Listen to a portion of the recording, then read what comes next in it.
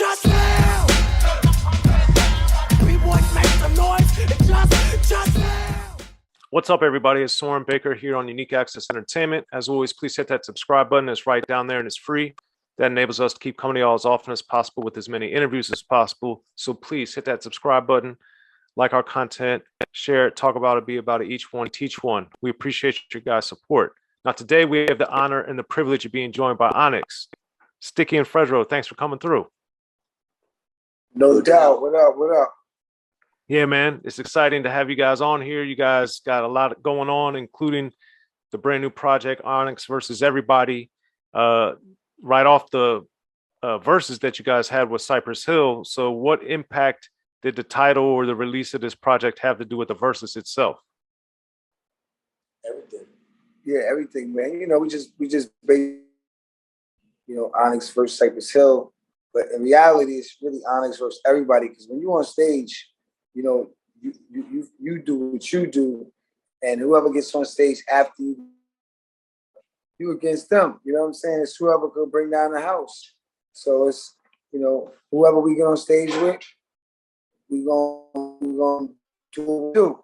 So we're gonna smoke them. Fair enough.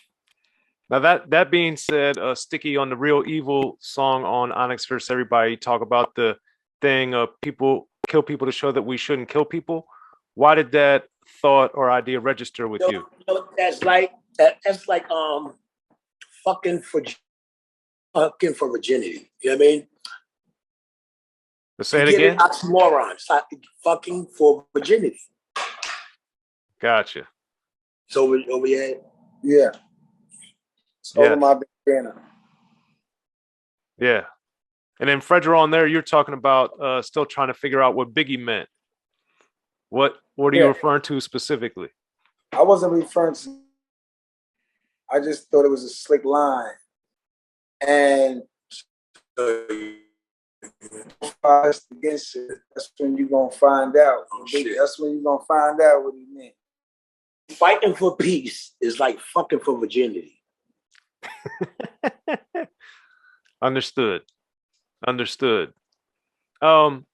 And then I also like the Brooklyn bullshit intro on there. But one thing I've noticed has been a hallmark of you guys' careers, talking about the USG, grimy streets, and all this stuff. And obviously, yes, and obviously you love New York, but you also talk about a lot of the negative side of New York. So how do you guys balance the love for New York versus the bullshit, the USG side of things? It's just a place that you gotta love, man. Life is like eating a whole bunch of cherries. You know what I'm saying? You're gonna have a bad cherry once in a while out of a bunch of sweet cherries, man. That's how life is, man. It's gonna be a lot of nice days. It's gonna be some ugly days. And you say the negative side. Negative to who? Like some people like shootouts and police chases and excitement. You know what I mean? Who likes that, Sticky? It brings you the motherfuckers who do it. Exactly. It brings you into the moment. Like jumping, bungee jumping out the plane. Same thing. Peace, God. Peace. God bodies, man. Get home safe. Everybody get home safe tonight. Everybody get home safe. The whole crew is breaking up. Voltron is dismantling.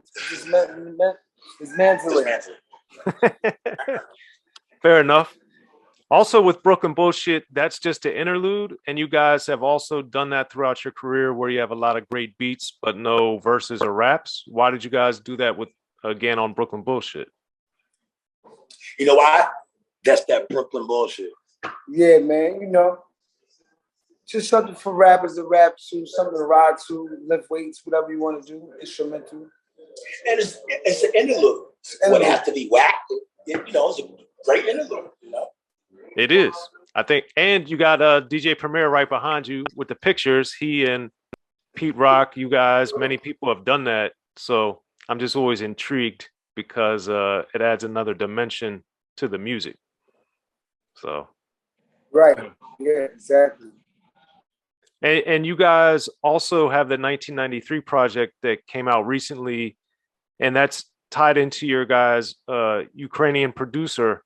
So why do you guys have such a big connection with Eastern Europe, Ukraine, Russia? Why do you think that's so significant?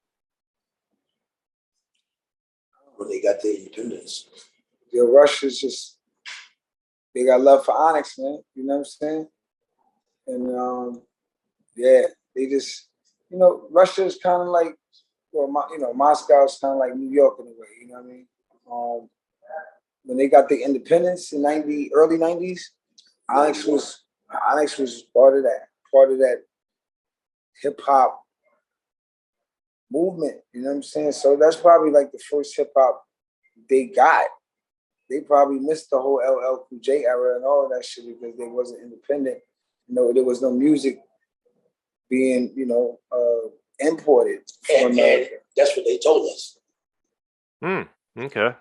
They just spray paint the mad face on all the buildings. Crazy, you know? So you guys were among the first that they actually got to experience. That's crazy. Yeah, for real. Huh. Interesting. What's that, Sticky? Come to find out. Oh, yeah. And throughout 93, you guys shout out Big DS. And I wanted to get, do you remember back, I remember reading a long time ago, but I read that he was the one that actually came up with the name Onyx. Is that accurate? I don't, might be true. Could be. He might have came up with Onyx. Knowing him, he is probably like highly Onyx like by Onyx. Onyx by Equinox, all of that type of shit. And why did you guys gravitate toward the name? Searching for Equinox. Then you talking what? Why'd you guys gravitate toward the name? I don't know, man. You know, just sounded good.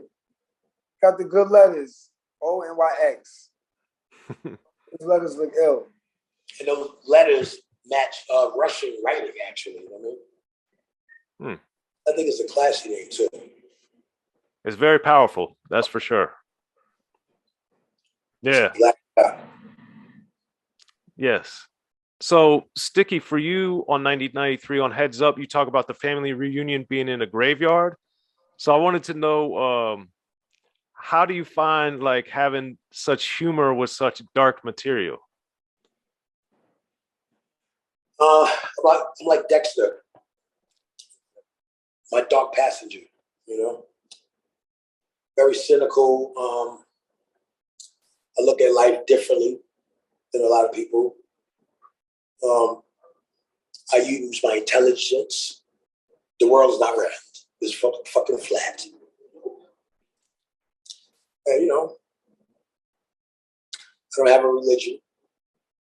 There's no man in the sky. A human wrote the fucking Bible.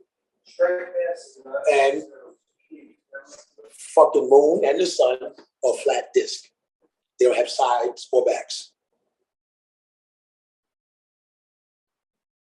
And where did you find all your where do you find your information?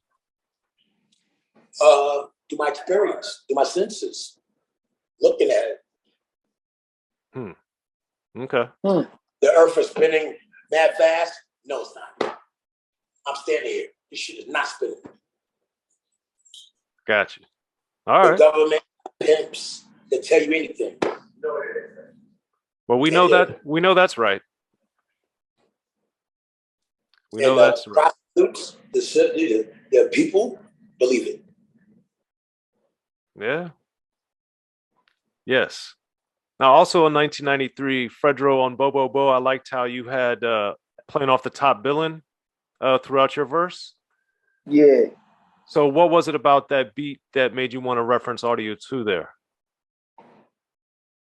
I had to come with something that was hip hop, catchy, and it just felt right. Like that album was freestyle. So when I started rapping to it, that was the first melody that came to my, you know, to my mind. I was like, yo, if that's the first melody that came to me, I'm gonna rock with it. And I just built off that. And yeah. We did that whole album in one day. Probably did that rhyme in 5 minutes, 10 minutes. You did it all in one day.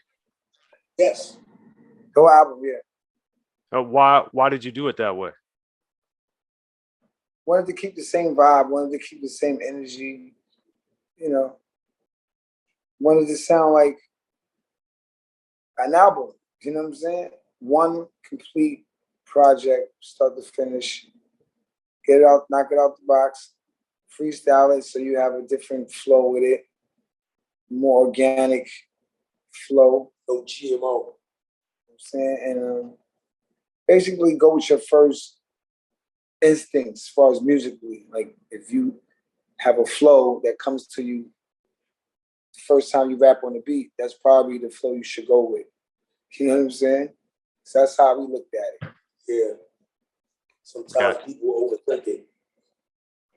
That's for sure. I also thought on what's that, Sticky? I didn't hear. Instead of thinking it over. That's for sure. I also thought it was hilarious too on Wild Child when you guys said Onyx is on tours when the crime goes down. I thought that was hilarious.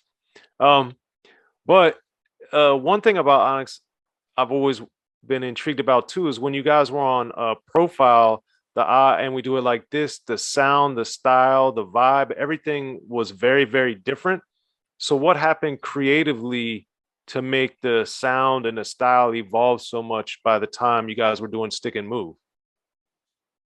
It was like just elevation of, you know, when you first make a car, or a car dealer makes a car, it starts off from this car and then it just keeps getting better and better, and then they figure out ways to make it better. And 2 or 3, 4 years later, the same car is different. Same, but different.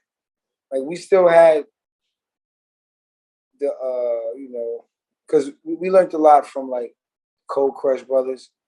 You know what I'm saying? They was harmonizing and shit. And we loved the Cold Crush Brothers. They had their mixtapes, Sun C was at. So a lot of the harmonizing that we was doing on we do it like this. It's the same harmonizing we doing on Slam. It's the same thing, but a little bit different. So it's the same but different. Same difference. Gotcha.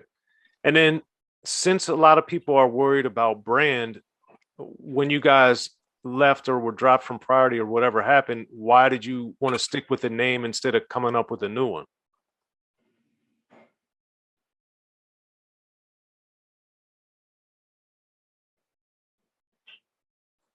That's why. Fair enough. Okay. When you work for different places, do you change your name? No, It's you, right? it's still you. Okay. And then what, Fredro, what did you think when Sticky got added to the group? How did that change the dynamic for the direction? It made it more competitive. So I would say for the better. You know what I'm saying? Like when we had the group with 3 people, that was enough. Like, you know what I'm saying? So now we got a 4th member. I was happy because that's my cousin. Like I wasn't looking at it like it's a 4th member, less money, less everything for everybody else. Because if you bring somebody else to the table, then it's going to be less for everybody to eat. But actually, it's actually more. You know what I mean?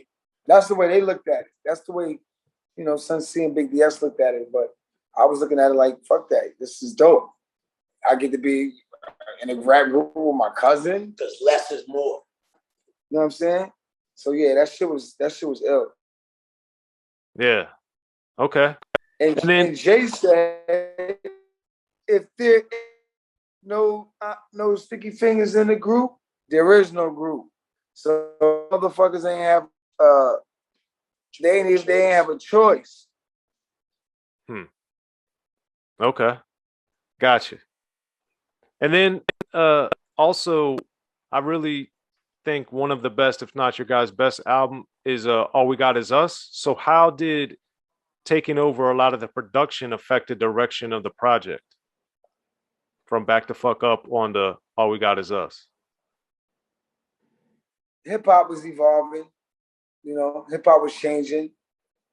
You know, the early 90s hip hop is different from the mid 90s hip hop, and it's different from the late 90s hip hop. It's like every 3 years there's a little shift in what people was liking and shit. You know what I'm saying?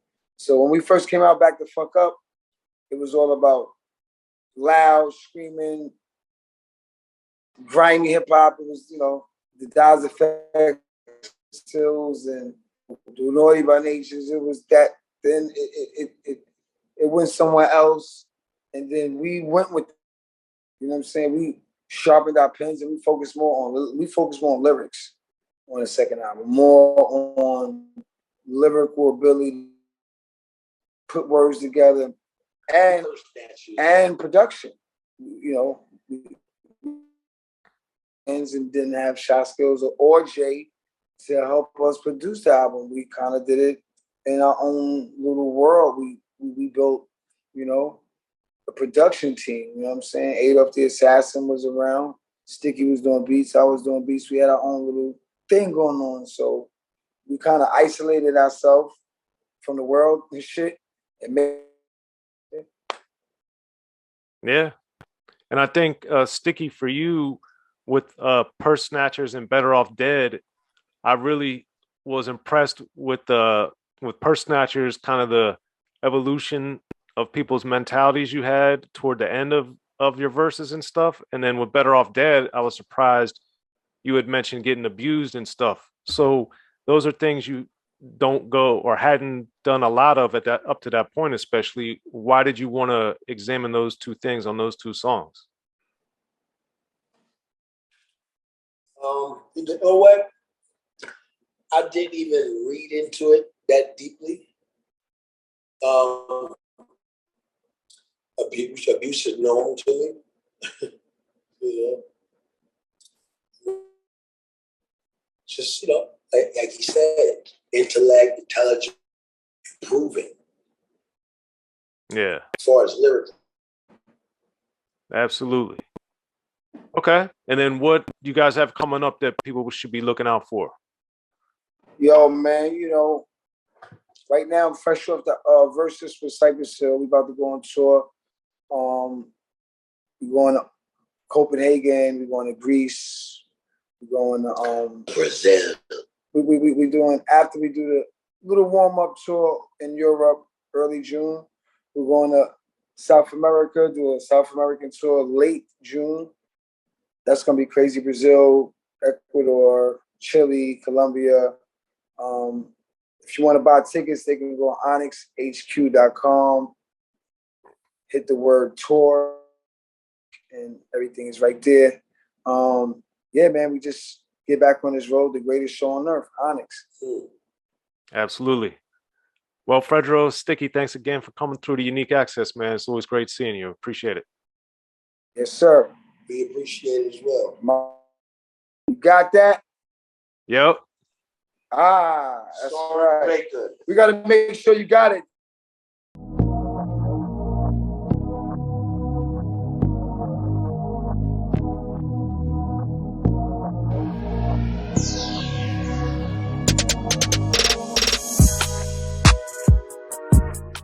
Be sure to check out the History of Gangster Rap by Soren Baker. He's official. History of Gangster Rap features exclusive interviews with Ice-T, Snoop Dogg, MC Ren, the D.O.C, and dozens of others. The History of Gangster Rap, a definitive look at how Los Angeles changed rap forever. In Los Angeles, the streets definitely set the tone of the hip-hop music. At 19, I got a $50,000 car. My whole angle always was, I'll be street, but I will always tell you the horrors that go along with this life. There will be penalties and casualties for just wearing the wrong color in somebody's neighborhood. And once gangster rap made it from the streets to the TV, the genre exploded. With Fab 5 on Yo MTV Raps with NWA. Yo MTV, it just catapulted us from being local heroes to national gangbang rappers. The History of Gangster Rap discusses it all from 1980 up till today. It's always gonna be shit happening in the streets.